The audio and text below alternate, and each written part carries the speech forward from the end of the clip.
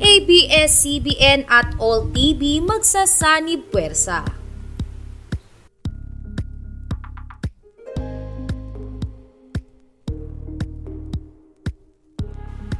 Mainit na pinag-uusapan ngayon sa mga social media platforms ang mga bali-balitang magbabalik na ang ABS-CBN sa kanilang tahanan o kaya'y muling mapapanood sa Channel 2 na ngayon ay pagmamay-ari na ni Senator Manny Villar na All TV.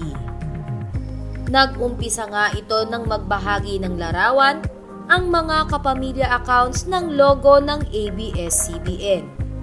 Kung tititigan maigi ay kapansin-pansin ang isa pang logo na tila blurred sa bandang likuran. Ang logo nga na blurred na ito ay ang logo ng All TV. Dagdag pa dito ang latest post ng isa sa mga FB account ng All TV na Saya All. Ayon kasi sa post ng Saya All, and they were back soon. Kalakip ang larawan na may soon at colored background na green, red, blue, and white na siyang kulay na ginagamit ng ABS-CBN sa kanilang logo. Ayon din sa mga netizens, ay dito na nila naalala at naintindihan ang mga sinabi noon ni Cory Bidanes at Carlo Katigbak sa Christmas party ng ABS-CBN noong December 15, 2023. Ayon kasi kay Cory Bidanes, next year we're gonna make the big turnaround.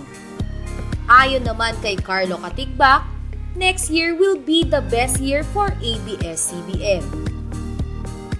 Samantala, matapos nga ang pagkalat ng balitang ito na muling magbabalik ang ABS-CBN sa kanilang tahanan sa tulong ng All TV, ay labis-labis ngayon ang pagkasabik ng mga kapamilya viewers.